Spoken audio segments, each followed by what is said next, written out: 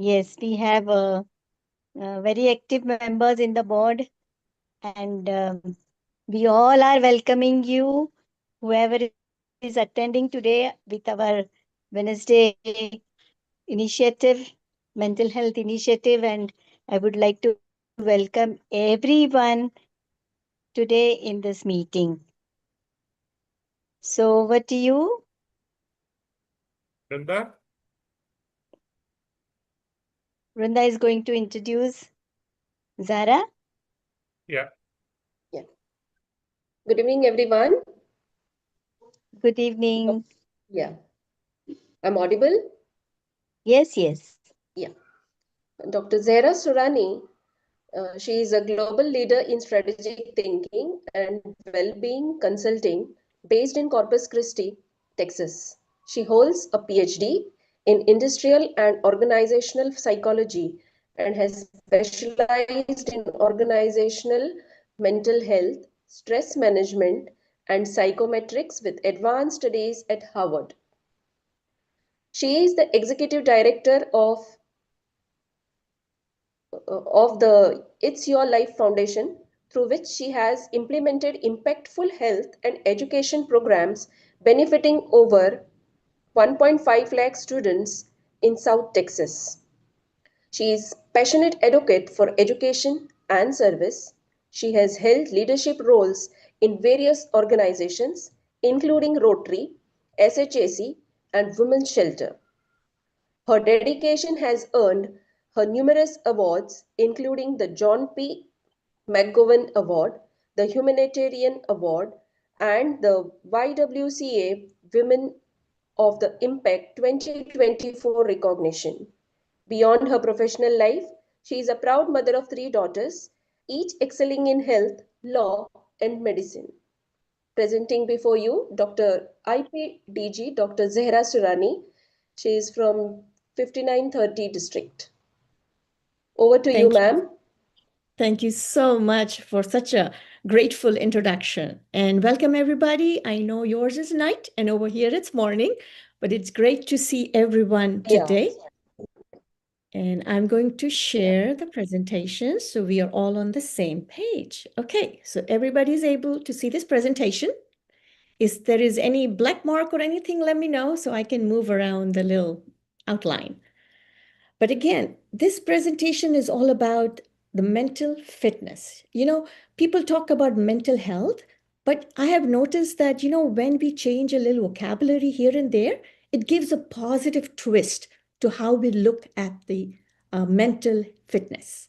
Because when we go to gym or when we exercise, we don't call it physical health. We call it physical fitness.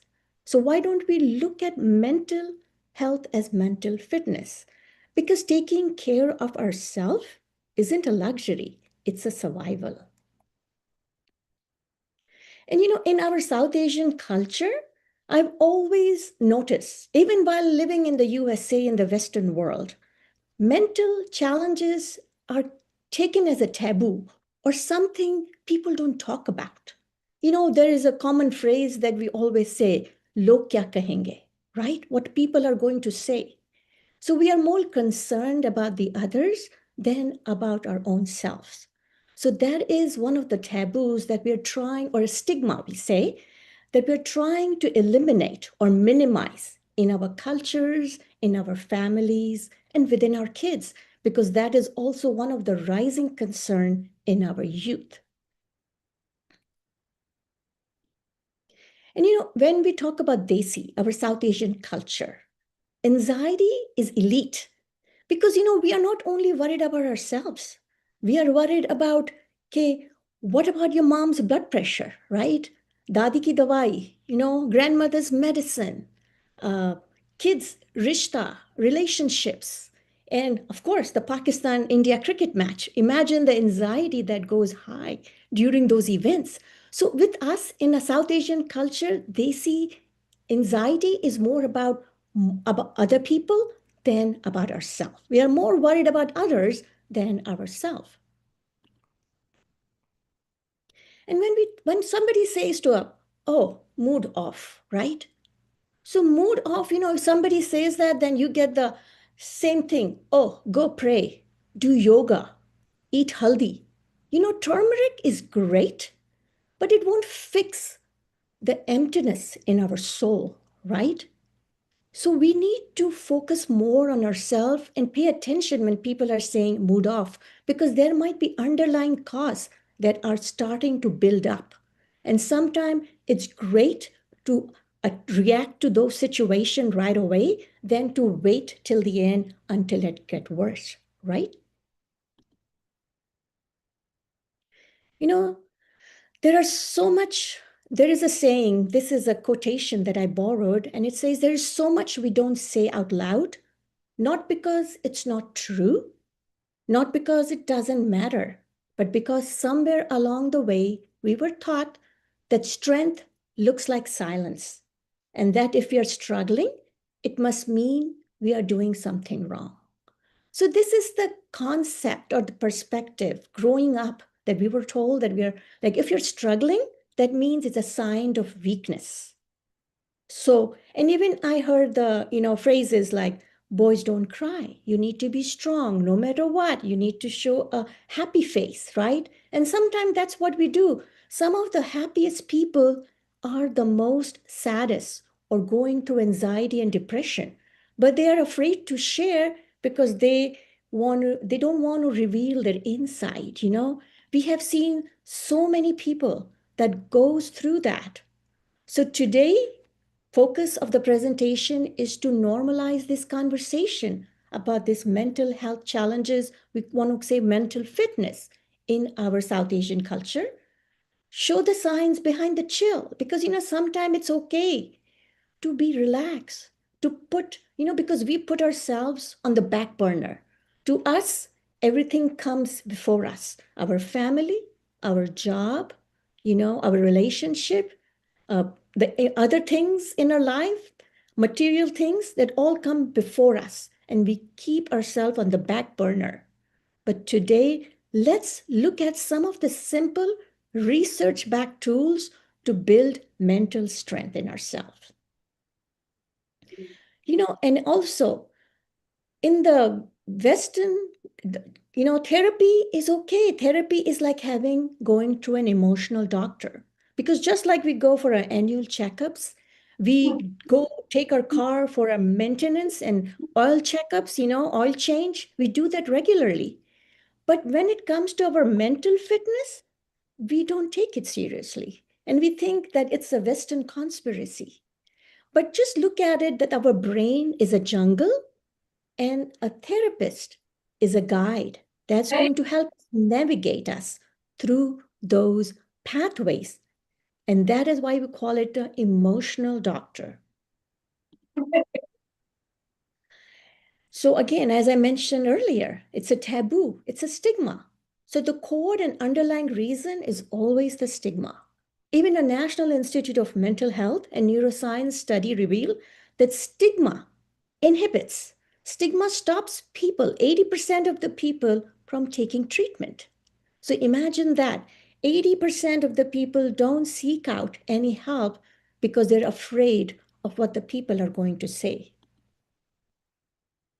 Look at these pictures on your screen. Famous picture, Kate Spade, the fashion mogul, right? A lot of physicians. And, it doesn't discriminate. And then we have Aaron Schwartz, the guy in the brown t-shirt. He was the Reddit co-founder, young guy. Then we have, all these Hollywood and famous people all around. And this is just a glimpse. And you can see there are all walks of life, all skin colors. It doesn't discriminate. So when the depression and anxiety hits, it doesn't hit any specific culture or individual. It can hit any one of us. So we're going to look at some of the things that we can do. And we all know the more research comes out, we learn more and more about the gut and the brain axis. It's a bi-directional communication. And whatever we eat does affect our mental health. Just let me give you an example. Everybody has heard about Ozempic, right? Manjaro, the diabetes or the, what you call it, weight losing, medication that everybody is on. Even I was watching a award show a few days ago, and the MC said that it looks like the entire Hollywood is having a diabetes because these are the medication that started as a diabetes prevention, but now it is using as a weight loss. But what's the connection, right? Because you put the injection on your stomach, but it sends a signal to your brain, and it makes your brain feels that you're full, right? So there is a direct connection. More and more research is coming out between the direct connection between what we eat, how we react, how we feel, right? And the same way, if you are stressed, you lose your appetite, right? And so that's why we need to focus also on our food, what we eat, because people who experience depression and anxiety are more vulnerable to poor diet and lack of activity. And untreated depression and anxiety can weaken the immune system and increase the risk of a chronic disease. So that's why focusing on the diet is one of the critical components that we nowadays we let our patients know about the diet. And of course, exercise, right? We all know this thing, food, diet, and exercise. So exercise, why exercise? Because it releases endorphin. Endorphins are a natural painkiller. And we all know, according to the research, 150 minutes a week is the recommended. But again, if you cannot do 150 minutes, start somewhere. Do 5 minutes, 10 minutes, and build on it, because that's a natural hormone that releases, and it's a feel-good hormone.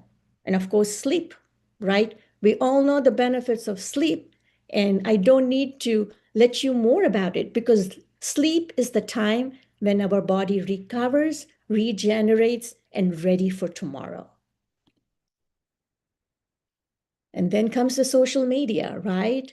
It is supposed to be the form of communication, and that's why we are all here. But again, some things when it comes out, it's good for our benefit, but then overuse and we abuse it, and that's when it becomes harmful. And we all know the benefits of a pop psychology nowadays. The TikTok misinformation thrives in today's world.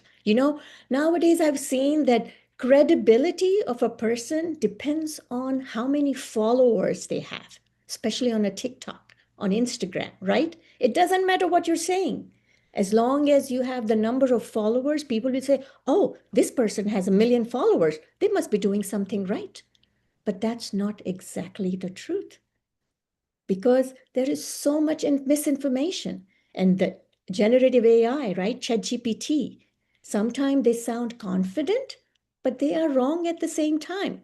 So it's always good to check the fact checks. So again, there's so much information out there. It's an overload of information. It's so easy to put our problems on ChatGPT or look at the TikTok and use that pop psychology. But again, make sure you fact check.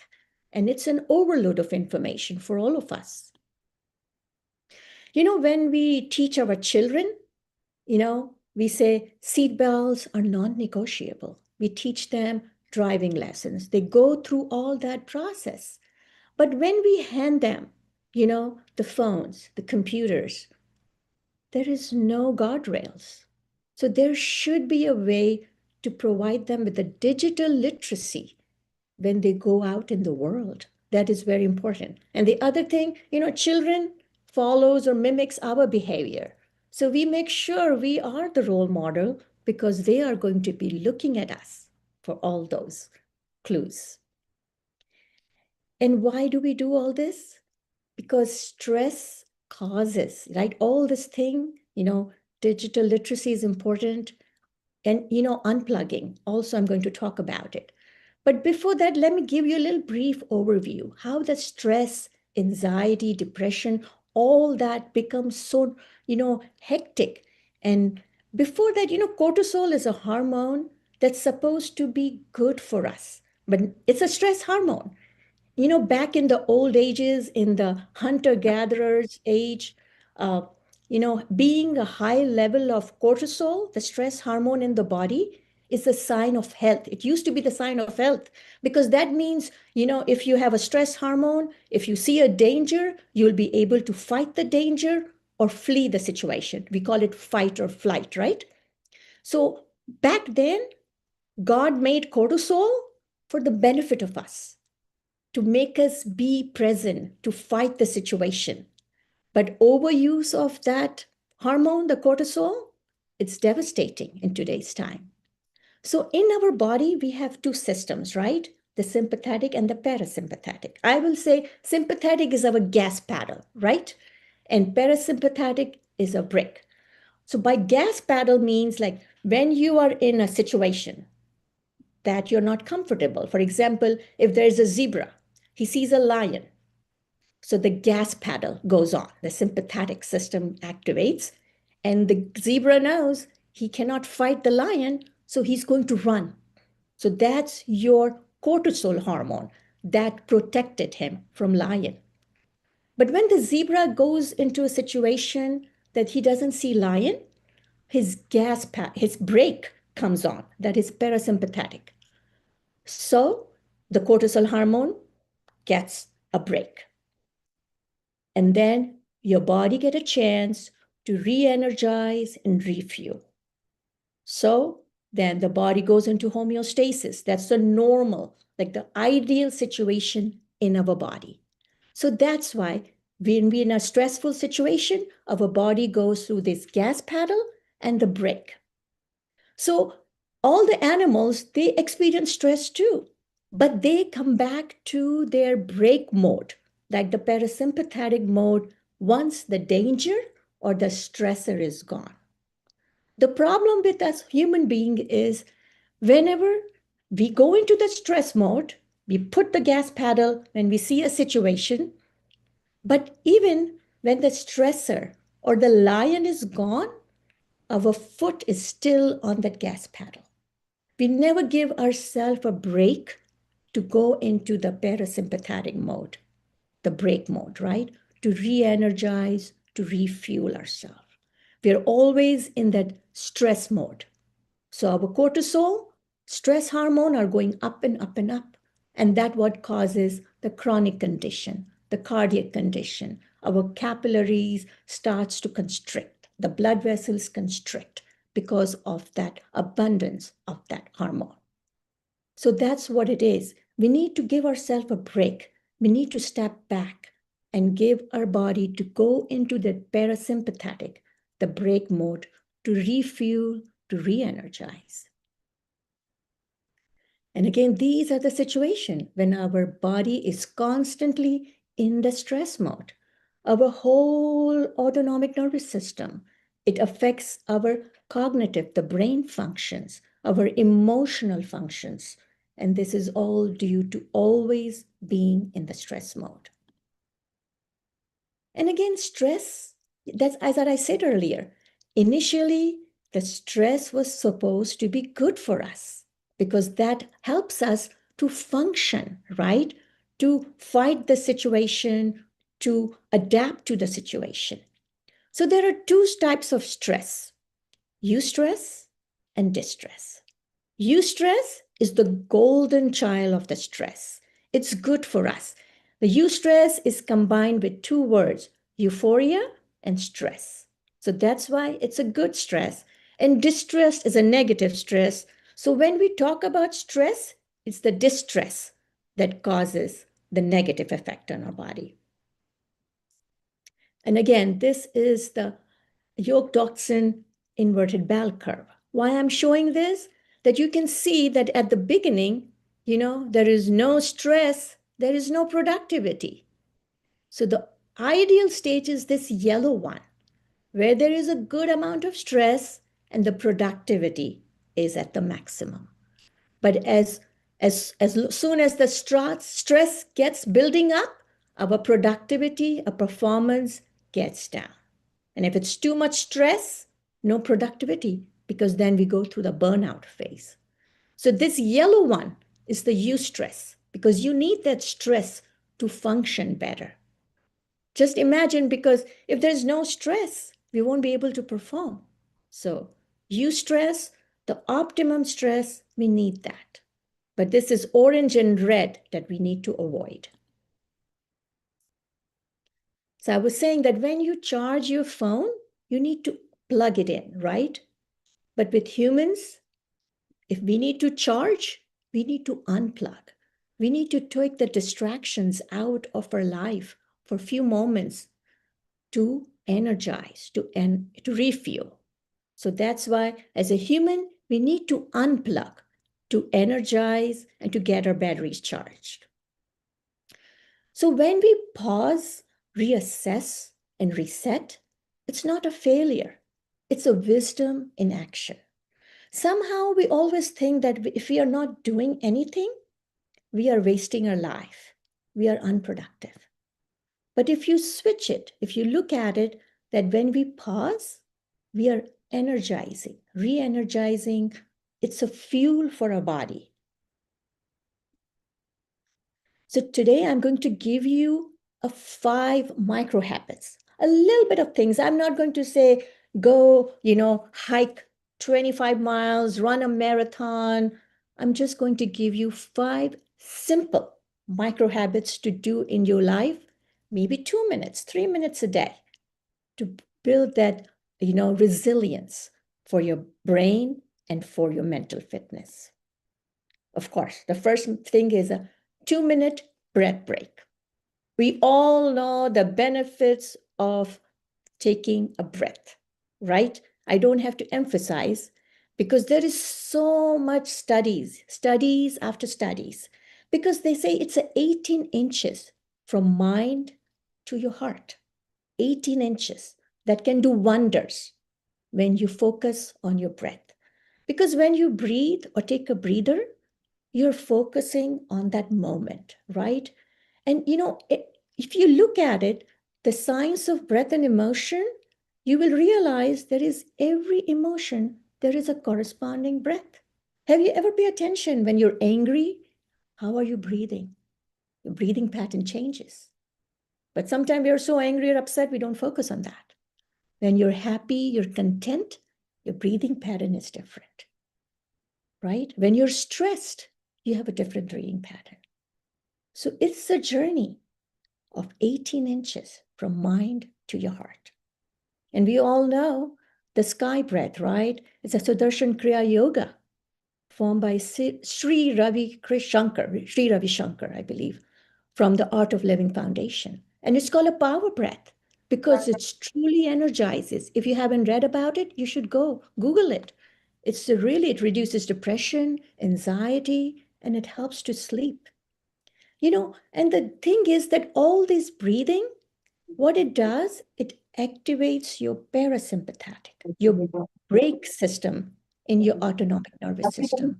Remember, we talk about the brake system, the parasympathetic?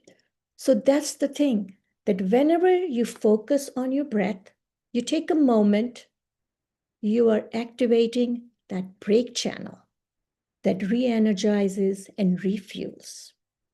Again, there is another breathing called alternate nostril breathing that activates both hemispheres in your brain.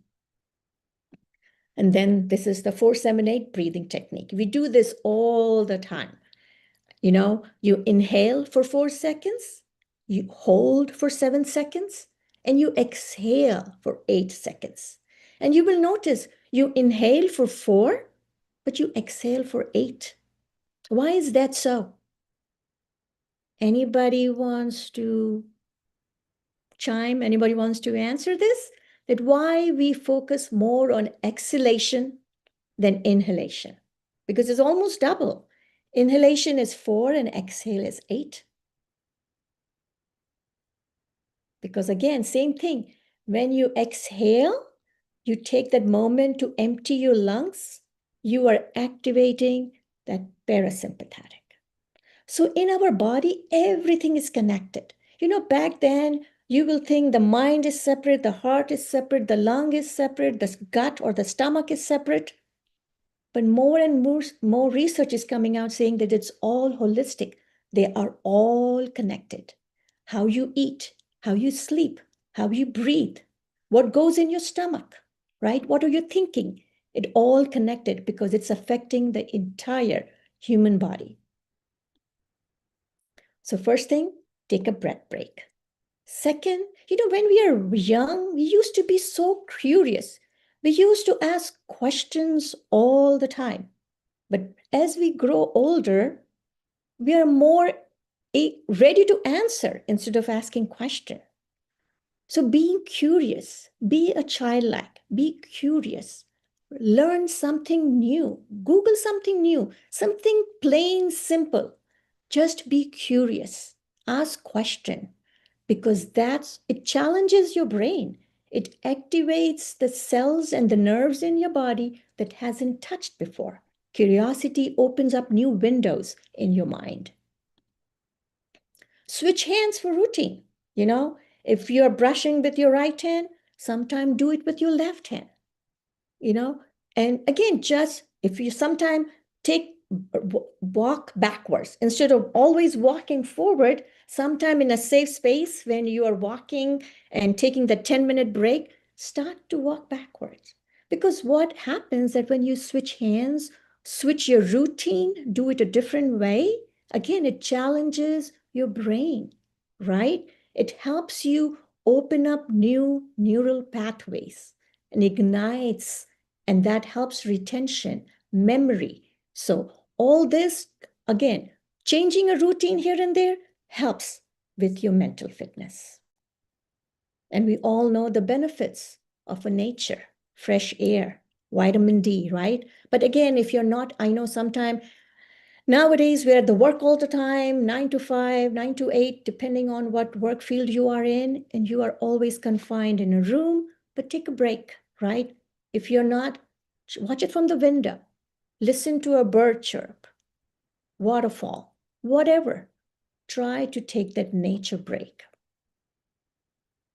And revisit one positive memory before going to bed. Because nighttime is a prime real estate for emotional encoding and memory consolidation. When you look at or revisit one of the memories, it just reignites and re-energizes those brain cells. You will sleep better, and in the morning, you'll be fresh. So again, these are few little habits that won't take a long time, but it's simple things that can do wonders to your body. So sometimes when we think that, secret of long-lasting happiness is something like doing a big chase and, like hiking to Everest or going a 1-week yoga in a remote part of the world or doing something chasing thrill. But again, the secret to long-lasting happiness isn't about chasing the next big thrill. It is in small moments of life, right? Giving a hug, opening a door, giving a compliment, helping somebody with anything. The world, in March 2025, the World Happiness Report came out. And the things that it revealed that makes the people happy: kindness, connection, right? Kindness and connection. That are the key to the World Happiness Report, according to that. And even, Harvard did a study. That's the longest study that ever done for the adults. They started that study during 1938 in the Depression era, right? And the results were shared in 2017. Imagine 80 years of studying a human being just to see what makes people happy, what makes us happy, what keeps us sane, right? And again, relationship, connection was the key. The people who are in relationship, happy relationship, they're happy overall, they're productive, their mind, body, soul, all are in sync. So relationship and connection is the key. And again, quality over quantity. It doesn't say you can have 5,000 friends on Facebook, that you have connection and you're happy. No, because those connection are the quantity, not the quality. So focusing on connection, kindness, and quality of the relationship are the key to the mental fitness. And again, we also need to know what brings us clarity and tap into our brain, because we all know brain is our number one muscle, right? It helps us define how we're going to think, how we're going to take the next step. If we are going through anxiety, what to do? Again, anxiety there are short-term and long-term anxiety, right? Sometimes we're anxious before an exam, before an interview, or somebody is coming to meet us and things like that. So those anxieties are good, but they're short-term. It's the longer duration of anxiety that turns into depression and into a burnout. So short ones are good, just like a stress, right? Stress is good for us. It's the prolonged stress that takes havoc on our body. So again, we need to tap into our brain's natural insight, because that's the engine, and how we're going to do that, So again, it's also about perspective. When we look at the perspective, we change our perspective. It has helped us reevaluate the situation. And that can be an answer to a problem. For example, when we look at the problem, are we looking at the problem, or are we looking at it as a challenge? Because if you look at the problem, not as a problem, but as a challenge and an opportunity, it shifts our mindset. When somebody is going through a failure, if they look at the failure, they will be down. But if they look at the failure as a learning experience, that will help them thrive. Just like weakness, we don't see weakness as weakness. We see weakness as an area of improvement, right? Again, if you're having a conflict, anybody, you're in a conflict, but if you don't see conflict as a conflict, but you see conflict as a dialogue, right? Just like when you are trying to watch what you eat, but if you say to somebody, oh, I'm dieting, that gives a negative connotation. But if you say, oh, I'm following the healthy lifestyle, that brings a positive twist. Again, if you're going through a hardship, if you say hardship, it gives a negative. But if you want to change it to a positive perspective, you say, I learned a life lesson. Same thing. When you're going through a loss, instead of looking at a loss, you can look at it as a new beginning. So just like changing a little vocabulary words, changing your perspective on the challenges as an opportunities instead of problems, that can tell your mind, that can rewire your brain, because it's all about how you think. If that positive twist rewires your brain. And sometimes when you're in a conflicted or a situation that you don't want to deal with it and you want to rethink, just walk away. Sometimes sleep on it, because walking away or sleeping on it just re-energizes. It puts your brain back into the default mode. When you are on a computer and you have too much going on in your computer, the speed of your computer slows down. Or on your phone, when you have too many apps open, it slows down your speed. Your functionality slows down. So what you do when you have too much going on, you either unplug, turn it off, right? To reset, to bring it to that mode that it can pop up again, reactivates. So that's what it does. Sometimes we have to go into our default mode too, to rethink, re-energize. And again, puzzles. Sometimes when you're in a situation, you want to recharge your brain, do puzzles, because that helps us give a solution, trying to think, trying to rewire our brain, re-energize, open up those neural nerve pathways that we haven't used. And again, celebrate your aha moments, whether it's a big success or a small success. Sometimes when we are going through anxiety or depression, we don't want to get out of the bed, right? We want to sleep in, binge watch, binge eat. But again, when you are in the down phase and you're able to get up, tie your shoelaces, make a cup of chai for yourself, brush your teeth, celebrate those small wins, because you are able to do it even though what your mind is telling you, you're fighting against it. You're giving a positive perspective. You're challenging your brain that, no, I can take care of this. I can do it.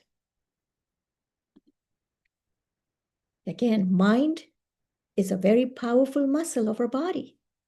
It can help us. It can direct us. It can be our friend, and it can be our enemy, depending how we train our mind. So taking all these strategies, we need to see how we can move from what's wrong to what's strong. And then we can use that, what's strong, to deal with what's wrong. Let me go back. Let's look at it. Moving from what's wrong to what's strong, and then converting our what's strong to deal with what's strong. Because this way, you are able to identify what your challenges are and using that as a strength to help you cover or tackle your challenges. You know, in the Japan, there is this art called kintsugi, right? And it came from the word wabi-sabi. Wabi-sabi means the art of imperfection. So this art, kintsugi, what they do, whenever they have a broken pottery, they glue it, they put it together with gold because they don't want to hide the flaws. They don't want to hide the cracks. They want to enhance it. They want to show it. So this is called wabi-sabi, the joy of imperfection. Like taking your flaws, taking your challenges, and turning into your strength and opportunities. You don't hide it. You celebrate it, and you learn how to turn into those opportunities. So this is a beautiful piece, and you will find it because this is called the art of imperfection. They celebrate the flaws.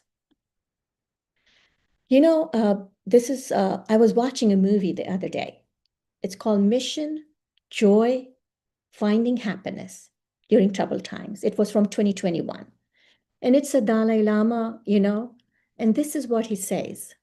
Everybody seeks happiness, joyfulness, but from outside, from money, from power, from big car, from big houses. But the ultimate source of happiness in life, even physical health, is inside, not outside. So everything begins with us, and it is all within us.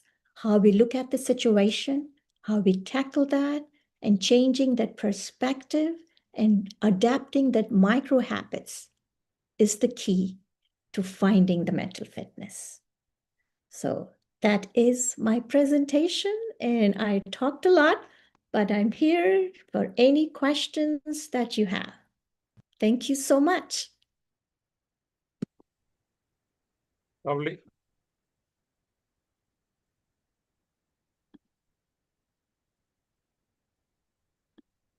I really like that perspective one where, you know, how to change your words. I'm dieting. Okay, I'm not dieting. You know, honestly, my husband does the same thing. It's like, I always say, just healthy lifestyle, you know, a little words, because you are tricking your mind. That's what you're doing. You're tricking your mind in thinking that it's good for us. So that's what we do.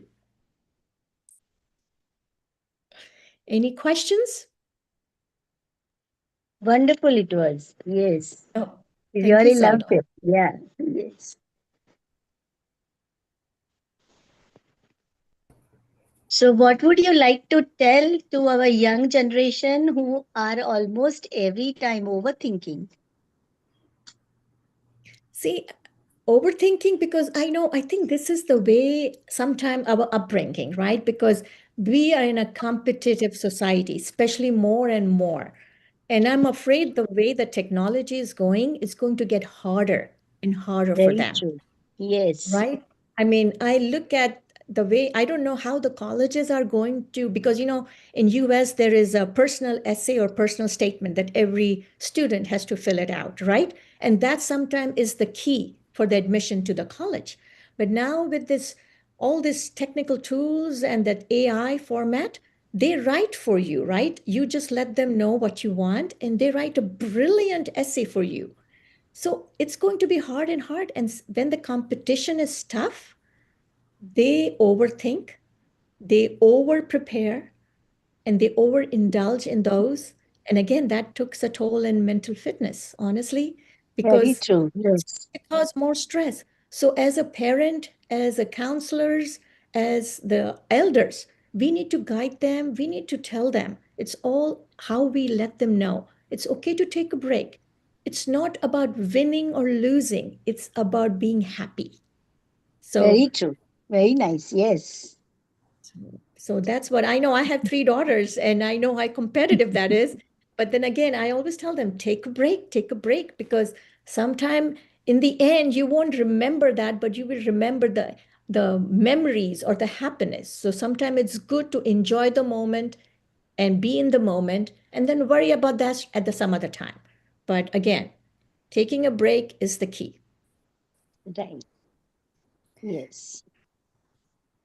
I just wanted to add, Dr. Zara Surani is, as always, it's been a wonderful presentation, but she is a living example of all that she has said. I've known her now for over 2 years. She is such a positive minded, and she spreads happiness wherever she is, whether it's at a Rotary function or at home. She is one of the most positive role models that we see around us. And that comes from our whole district and wherever. I mean, you never see that even if she's never tired, first of all. She is so just a wonderful living example of all that she has told us today. Thank you so much. Oh, thank you, Alka. Thank you. I pay you well, Alka. You do a good promo for I me. know you pay me lots, but lovely as always. Thank you. Again, life is too short, right? We all know life is too short. So we need to take a moment for ourselves and enjoy every day and look at the positive. That's what I always say. Always look at the glass is half full instead of looking at it half empty. So Yes. Sometimes, Normally we say that you should unplug. In my mom's case, I've seen the more time she's online, the fresher she feels. see, that's the connection. That's what I'm saying.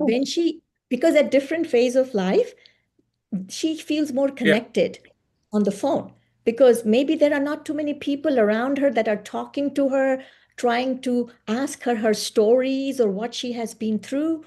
But maybe on the phone, she feels that connection. So the key is the connection, how you feel connected. No, earlier we used to have, 8 people, 10 people at home. Now just most of the time it is 2 or 3. So that Yes. that That makes makes a a lot of difference. difference. So I Yes. think, the phone has probably saved her from problems because of the number of people have reduced. So I think. Correct. The phone have fill in that void or the gap. Yeah. Okay. So it's not always bad, but yeah, I think at home Yeah. she uses the phone much more than all of us.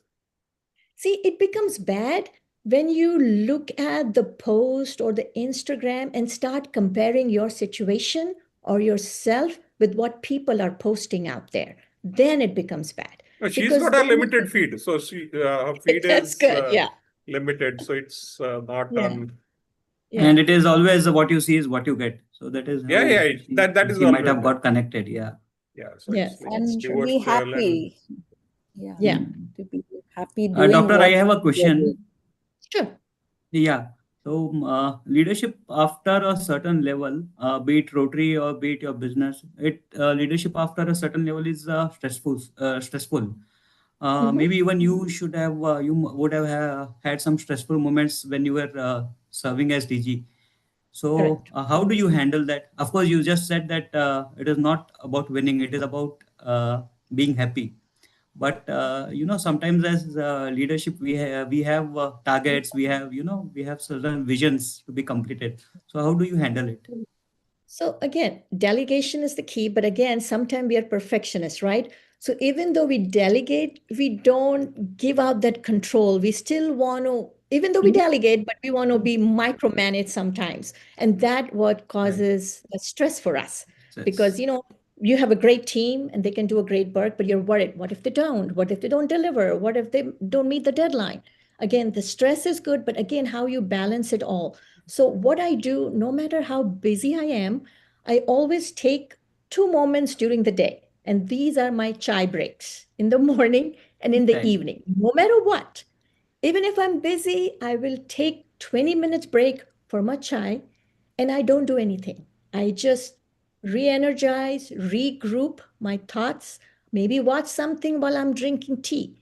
But the thing that saves me are my 2 chai break, and that's what works for me.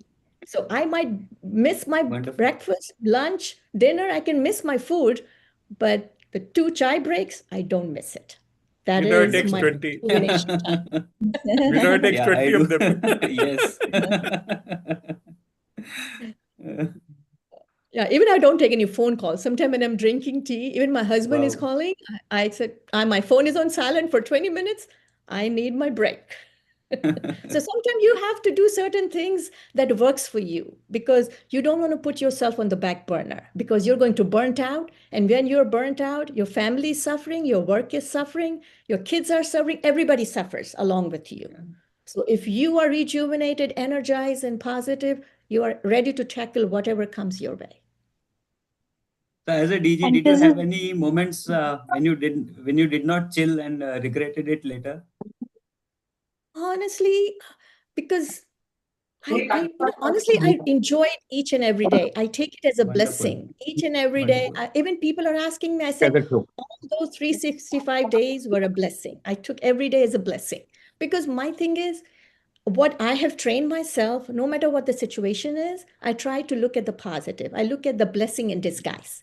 So Wonderful. even if the situation is not what I thought it's going to be, but I will look at it a positive way. So that's what I train myself to do. It's a training. Again, it takes practice. It takes Just like practice. when yes, you do any kind of, like when you go to a gym, you don't become fit right away. You need to practice on it day after day after day to get into that fitness, to get those abs, right? Or to build those muscles. So just like being balance and happiness, it takes practice. It cannot do it like you start today and tomorrow you'll be expert at that. It takes practice. So very Thank true. you. And for Yeah. each one has to decide how to train oneself. It could be different in different ways you can train yourself. Somebody likes exercising, somebody likes dancing, somebody can enjoy tea like you. So the way you decide how to train yourself or how to be calm or how to enjoy each and every moment of the life, and I think that's the key word. correct, correct. There is no set prescription. And again, as Sonal said, if there are writing, dancing, painting, anything can be your outlet to relax, rejuvenate, and energize. Dr. Rotarin Hiren Cheda here. I'm sorry? It's just a thing that I just wanted to add something. Even having a pet in your house is the biggest stress reliever. Oh, yes, absolutely. Having a pet. And the good thing about pet is they don't fight back. They don't, tell you negative things. Yeah. You They can love keep unconditionally. Yeah. stress. Yeah, having a pet is a wonderful thing. In USA, everybody has a pet, either As a dog or pet. a cat. Everybody has. And that's a therapy. Yes. And Yes, Alka has because 2 dogs too. for me, after coming from my office or from my work or from any place, if I'm stressed, I know there's someone waiting for me at the door, and that's my pet, Right. and that's the biggest stress reliever for me. Oh, yes. So And true. that's the unconditional True. love. The pets give us the unconditional love. So that's what it is. It's an unconditional love. So, I've kept yeah. two in my place at my place. Amazing. Wonderful. Pets is a great therapy. Sometime in hospitals, at the children hospital, they have a dog therapy. They bring the dogs in so kids can Oh. play. And yeah, it's a mode of therapy over here. And I think Support in them. that, dogs are also trained to how to connect with human beings, right? Right. Uh, I don't think so. Dogs should be Yeah, they trained. naturally do. They Yeah, are they already naturally trained. do. Yeah. They're naturally In trained. fact, Yeah. they train us. They train us. Yeah. Looks like To They're everybody behave. has a naturally dog trained for here. all this. No, I don't have. You don't have. I I'm don't have okay with either. others having pets. I don't want the headache at home. Prakash, you should get one. We know what to give you next time. Milo. All of you No, should give it's him a about This is pet. my taking pet. care. No, I can't take care of a pet. he or she will take care of you all. I don't This know. is Milo. Oh, there you go. Oh, Milo. Oh Hello. my, that is sweet. Oh, oh. look at those eyes. The best. That is sweet. Very sweet. Very true. Okay. Before Binoy or Sandhya gives the vote of thanks, actually, Anaga was supposed to give it, but she is not there. I just want to announce next week we have Yagneshwar Das, who's a spiritual orator and motivational speaker. He'll be speaking on loneliness and mental well-being management. So that is the next week's program. So over to you, Binoy or Sandhya. Sandhya is ready. I have a question, Dr. Zara, if that's okay. Yeah. Yeah, absolutely. Yeah. First of all, thank you so much. It was such an informative and a wonderful talk. Um, there are a lot of psychometric tests available online, especially with AI coming into picture. What do you think? Do people, and especially with stigma around, people prefer taking those psychometric tests as compared to actually going to a professional and taking those tests? So, what do you suggest? Is this something that should be encouraged, or should it be like See, discouraged? psychometric tests I have noticed, and I have taken quite a few myself, trying to find their credibility. Again, it depends on who are being offered from. Is it a credible institute, or it is just something that popped up here and there? So check the credibility. And again, once you get the results, make sure that, because sometimes the results might be misleading. So that's why it depends on the credibility. If it's a legit institute that is offering those tests, then go through that. And once you get diagnosis, then it's better to run those diagnoses with your counselor or psychiatrist, because you cannot depend on what the internet sometimes give you the results, because we all know it's all set on the algorithms, right? The algorithm is the key nowadays. So if sometime I haven't seen that people, when they watch certain kind of videos or a YouTube or a Instagram or TikTok, then the algorithm is set up according to what you're watching, and you get more and more. And when you take the test on those same devices, because it's all connected, right? We are talking, and the next thing you know, you are having ads on your Facebook, on your phone, for the same conversation that we're talking about. So it's all algorithm. And so when you get the results, sometimes the result might deviate you towards the challenges that you were Googling or talking about. So sometimes it might be a good starting point, but don't 100% depend on it, because there are so many things at play right now. Our phone, our computers, and especially the algorithm are that what I'm afraid of, because that might mislead you according to your history. So Yeah. they're good as a baseline, they're good for fun, but don't 100% depend on it, and always run it through somebody that has the credential to make sure the results corresponds to the situation or the condition. Yeah. Thank Again, you. it's good for fun. It's always fun to find out what you are, at what level you are. But again, I won't depend on it 100%. Yeah, sure, sure. Thank you, Dr. Zehra. You're welcome. You're welcome. Yeah, over to you, Dr. Sandhya. Yeah, good evening, doctor, and good evening, all those who attended today's session. Thank you very such a wonderful session. I'm sure everybody would agree that this has been one of the best sessions that we've had on our series. And I would like to thank a special gratitude to Rotarian Alka for introducing you. And I would like to thank all the Rotarians. We have some other members, non-Rotarians, who have joined today's meeting.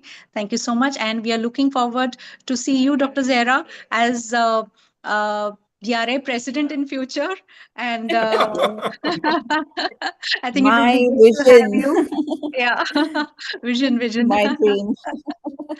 And we're looking also forward to have more sessions from you. Is there any specific subject that you would like to talk about? We would love to listen more from you. If you want to talk about the kids, how to do the adolescents or the children in today's changing world, or with the AI emergence in everyday life, how as a parent or adults we want to tackle those situations or challenges, that is something that I would love to discuss, because that is also one of the things that have been asked most, especially in our South Asian cultures, because we are very competitive and, we want our kids to thrive. And sometimes we put unnecessary stress on them because they want to make us happy. And sometimes in making us happy, sometimes they go through the depression phase that they don't share with us. Yes, so we'll coordinate. Very a nice regarding topic, this yes. topic, and we are looking forward to hear more from you. Thank you very much, everybody, and good night. Everyone And can a happy mental fitness year and mental well-being Can- year to all of you. can we have a Wonderful. screenshot? Everyone with the videos on? Yeah.